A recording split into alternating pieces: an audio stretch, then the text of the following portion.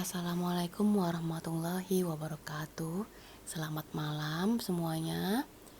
Untuk kali ini saya akan menjelaskan materi tentang jurnal sampai neraca saldo yang di modul kira-kira halaman 9 sampai 16. Bisa dibuka modulnya ya. Nah, sebelum kita memahami jurnal, untuk menentukan akun atau perkiraan mana yang didebet, mana yang dikredit, itu bisa lihat dari saldo normal. Artinya saldo normal ini bisa juga dijadikan sebuah rumusan untuk menentukan akun mana yang debet, mana yang kredit. Contohnya aktiva. Nah, akun aktiva ini jenisnya yang sangat banyak. Jadi tidak boleh ditulis aktiva saja jenisnya. Jenis aktiva ini ada contohnya ada kas, piutang, peralatan, perlengkapan, kendaraan, nah seperti itu ya. Nah, jika aktiva yang bertambah atau kas bertambah, itu posisinya di debit. Jika berkurang, posisinya di kredit. Contoh aktiva lain yaitu kendaraan. Jika kendaraannya bertambah, posisinya akan di debit. Kendaraannya berkurang akan di kredit. Jadi jenis yang paling banyak di dalam akun adalah jenis aktiva. Lalu hutang. Hutang bertambah, posisinya di kredit. Hutang berkurang, posisinya di debit. Modal. Modal bertambah, posisinya di kredit. Modal berkurang, posisinya di debit. Akun selanjutnya adalah pendapatan. Pendapatan bertambah, posisinya di kredit. Pendapatan berkurang, posisinya di debit. Lalu akun selanjutnya adalah beban. Beban ini adalah sesuatu yang harus dibayar tentunya per bulannya atau beberapa bulan sekali. Itu contohnya ada beban telepon, beban asuransi ya, beban sewa. Nah, itu disebut beban. Itu yang disebut dengan beban. Beban bertambah, posisinya akan di debit. Beban berkurang, posisinya akan di kredit. Materi selanjutnya kita akan masuk ke jurnal. Jurnal ya. Apa itu jurnal? Nah, jurnal itu adalah catatan sistematis dan kronologis dari transaksi-transaksi keuangan. Tentunya di mana nanti akun yang didebet, di mana akun yang dikredit. Fungsi dari jurnal adalah sebagai ada fungsi analisis, fungsi pencatatan, fungsi historis. Nah, ini bentuk tabel dari sebuah jurnal ya. Ada akun, debit, kredit. Nah, kita masuk ke contohnya, contoh jurnal. Nah, yang pertama, pada tanggal 1 Januari 2015, Tuan Raka menyetorkan uang ke dalam perusahaan. Menyetorkan uang berarti apa? Kas ya, kita menerima uang, perusahaan itu menerima uang, berarti kas bertambah, modal juga bertambah. Nah, kita lihat, kas bertambah, modal bertambah. Kas itu jenisnya adalah aktiva. Kas bertambah di debit. Lalu modal bertambah di kredit. Nah, ya, bisa jadi rumusan. Nah, atau sebenarnya kita bisa menganalisis, bisa menentukan mana yang debit kredit itu dari mana yang di debit, berarti modalnya yang di kredit. Karena dalam akuntansi, debit kredit itu harus balance, harus seimbang, harus balance ya. Contoh yang kedua, pada tanggal 5 Januari, perusahaan membeli sebuah mobil seharga 150 juta rupiah. Membeli ya, membeli artinya berarti kendaraannya bertambah. Dia membeli, uangnya berupa kas berkurang. Jadi kendaraan di debit, kas di kredit. Kendaraan bertambah di debit, lalu kas berkurang di kredit. Pada tanggal 6 Januari, membeli mesin fotokopi secara kredit. Nah, mesin, segala sesuatu yang dikatakan mesin itu tergolong nama akunnya adalah peralatan ya. Apapun bentuknya mesin disebut nama akunnya peralatan. Jadi peralatan di debit, hutang di kredit. Karena apa? Karena dia membeli secara kredit. Karena dia membeli secara kredit. Tanggal 15 Januari dibayar beban telepon 1 juta rupiah. Beban telepon ya. Jadi nama akunnya adalah beban telepon. Beban telepon di debit, kas di kredit. Karena dia membayar ya. Segala sesuatu membayar otomatis mengurangi kas. Kasnya di kredit. Tanggal 18 Januari diterima pendapatan. Nah, ini hasil pendapatan. Uang yang kita peroleh dari pendapatan atau uang yang kita peroleh dari hasil kerja kita. Tentunya adalah nama akunnya adalah kas di debit, pendapatan di kredit. Ya, kas di debit, pendapatan di kredit. Jadi segala suatu pendapatan itu kalau pendapatan bertambah, posisinya akan di kredit. Tentu akan mempengaruhi kas, uang masuk ya. Jadi kas di debit, pendapatan di kredit. Tanggal 26 Januari dibayar asuransi. Nah, dibayar asuransi yang pertama tadi ya.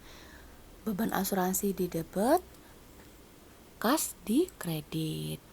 Ya, karena dia membayar ya. Tanggal 27 perusahaan telah menyelesaikan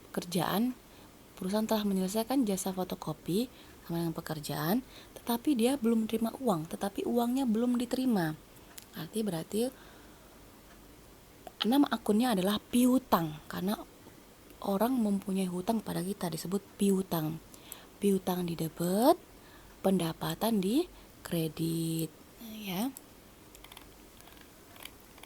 Nah, setelah memahami jurnal, kita akan masuk ke buku besar. Buku besar ini adalah tentunya untuk melihat apakah nanti saldonya per masing-masing akun, kas berapa, modal berapa. Nah, ini dirinci dalam bentuk buku besar. Ya, melihat kembali.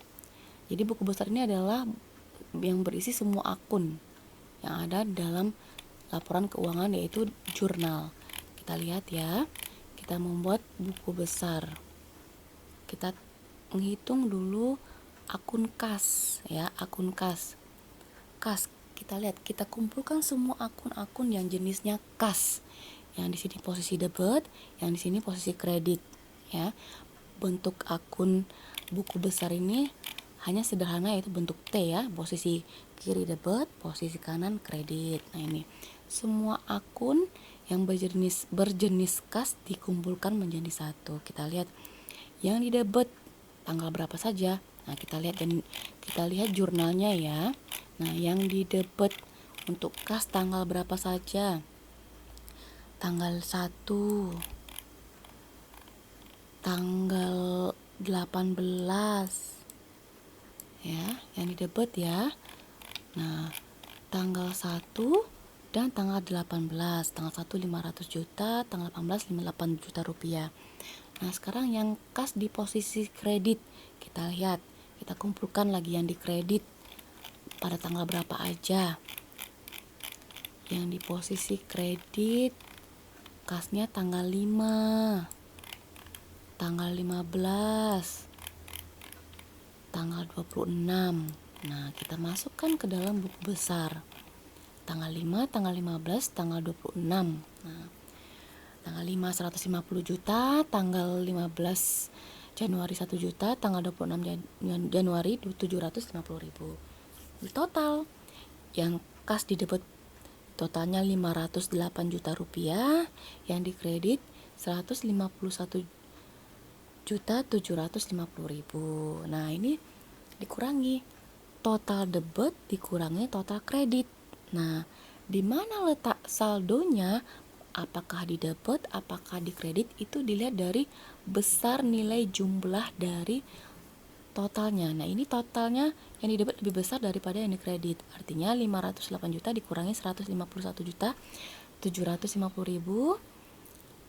Hasilnya adalah 356 juta 250 ribu rupiah. Posisinya di debit ya. Harus bisa menentukan posisinya di mana. Jadi lihatlah nilai nominal yang paling besarnya ya. Jadi posisi untuk kas masih posisinya di debit sebesar 356 juta 250 ribu rupiah. Sekarang modal. Untuk buku besar modal hanya berapa? Kalau hanya satu ya sudah ditulis satu. Modal hanya satu, yaitu tanggal 1 Januari. Berarti ya sudah ditulis modal tanggal 1 sebesar 500 juta rupiah. Saldonya tetap ya, jangan dirubah-rubah. Kalau memang dikredit berarti yang ini dikredit ya, saldo modal 500 juta rupiah. Kendaraan juga begitu, lihat ke jurnalnya. Kendaraan cuma satu ya, kendaraan satu, yaitu tanggal 5 Januari kendaraan nih didebet ya 150 juta. Ditulis di buku besar ya, kendaraan 150 juta rupiah, di posisinya di debit. Beban telepon cuma satu juga ya, ditulis beban telepon jatuh yaitu tanggal 15 Januari. Beban telepon sebesar 1 juta rupiah ya. Peralatan cuma satu, tanggal 6 Januari 50 juta rupiah ya, ditulis ya, berarti tetap saldonya posisinya di debit. Peralatan 50 juta rupiah pada tanggal 6, lihat jurnalnya. Lalu pendapatan nih, pendapatan ada dua. Nah, pendapatan ada dua, kita lihat di jurnal. Pendapatan tanggal 27 dan tanggal 18, ditulis tanggal 18 dan tanggal 27. Nah, ada 8 juta dan 5 juta di total. Ketika ada dua, itu wajib di total ya. Berarti saldo untuk pendapatan yaitu 13 juta rupiah. Hutang tanggal 6 Januari dikredit. Hutangnya cuma satu, kita cek kembali apakah cuma satu. Hutang tanggal 6 ini ya, 50 juta rupiah, cuma satu ya hutang ya. Hutang cuma satu akun saja. Hutang 50 juta rupiah tanggal 6. Berarti tetap di total ya. Hutang sebesar 50 juta rupiah, posisinya dikredit. Tetap dikredit. Beban asuransi. Nah, setiap beban itu dirinci ya, tidak boleh digabung. Tadi ada beban telepon, sekarang ada beban asuransi. Beban asuransi cuma satu juga, yaitu tanggal 26 Januari. Lihat kembali jurnalnya yang di atas, yang di sebelumnya. Beban asuransi cuma satu, betul, 750.000 rupiah di debit. Ya sudah, berarti saldonya untuk beban asuransi adalah 750.000 rupiah. Piutang itu adalah tanggal 27 Januari. Piutang cuma satu, yaitu di posisi debit. Tinggal ditulis, kita cek kembali, pastikan kembali di jurnalnya. Piutang ya, tanggal 27 sebesar 5 juta rupiah di debit. Nah, yaitu berarti saldonya masih 5 juta rupiah ya. Nah, sudah semua kita tulis di buku besar. Pastikan semua akun yang ada di jurnal itu sudah tertulis semua dalam buku besar. Pastikan semuanya akun sudah tertulis semua dalam buku besar. Berarti kita baru bisa melihat saldonya per akun. Saldonya kas 356.250.000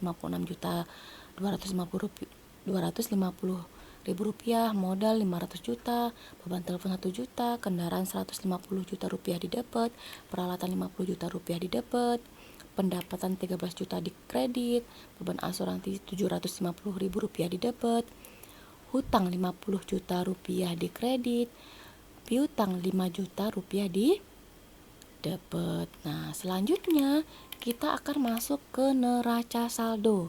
Nah, ini neraca saldo ini isinya adalah kumpulan dari semua akun yang ada di buku besar. Fungsinya apa? Nah, ini untuk memastikan keseimbangan. Keseimbangan artinya adalah untuk memastikan bahwa buku besar itu adalah akurat. Artinya jumlah saldo itu nanti balance dengan yang di debit maupun yang di kredit. Jadi memastikan bahwa buku besarnya betul atau tidak, akurat atau tidak. Dilihat dari neraca saldo ya. Neraca saldo itu ini kolomnya ya, nama akun, debit, kredit, nomor akun bisa dikosongin ya. Kita memahami dulu nama akun, posisi debit, kreditnya. Nah, saldo setiap akun disusun berurutan. Nah, boleh berurutan, kadang ada yang berantakan, masih saya maklumi. Nah, di atas ada aktiva lancar, aktiva tetap. Aktiva lancar itu contohnya kas, piutang, itu berupa uang ya. Kas, piutang. Aktiva tetap adalah harta benda seperti peralatan, perlengkapan, kendaraan ya. Lalu hutang, lalu modal, pendapatan, baru beban. Ini urutan di penulisan di sebuah saldo, neraca saldo. Nah, ini ya.